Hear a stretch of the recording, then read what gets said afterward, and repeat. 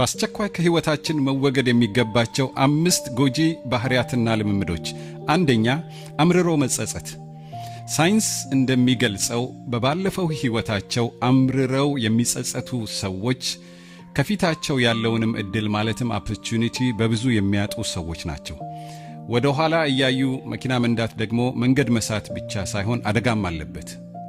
በሁለተኛ ደረጃ ስለ ወደፊት ህይወት በጥልቀት መስጋትን ማቆም ያስፈልጋል። ጥናት እንደሚጠቁመው ወደ 85% የምንፈራቸው ነገሮች ከቶ አይደርሱብንም።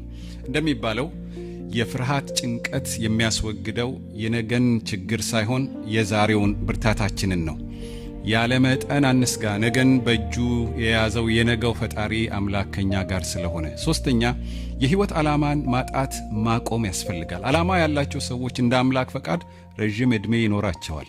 እንደሚባለው ለምን እንደሚኖር የሚያውቅ ሰው እንዴት መኖር እንዳለበት በሚገባ ያውቃል።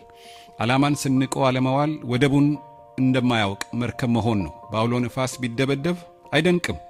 አራተኛ፣ ከሰው ደስታችንን መጠበቅ ማቆም ያስፈልጋል። ኤክስተርናላይዚንግ ሃፒነስ መቆም አለበት። ደስታችንን በሰዎች እጅ ላይ ስናስቀምጥ የነሱ ባህሪ በተናወጠ ቁጥር የኛም ስሜት አብሮ ይናወጣል። ይህም የራሳችንን ህይወት የመምራት ችሎታንና ነፃነትን ሙሉ በሙሉ ሊያሳጣን ይችላል። በመጨረሻም በአምስተኛ ደረጃ ራስን በሌሎች መለካት ወይም ደግሞ የኮምፓሪዝን ትሬት የተባለው ማለት ነው።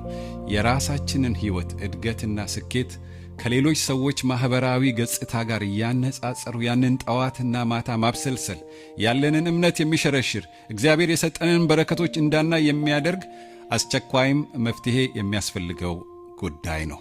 ከዚህ ውስጥ ወገኖቼ እስቲ በዚህ ሳምንት 1-2ቱን ለማቆም እሞክራለሁ የምትሉ ከሆነ ኮሜንት ላይ ጻፉልን።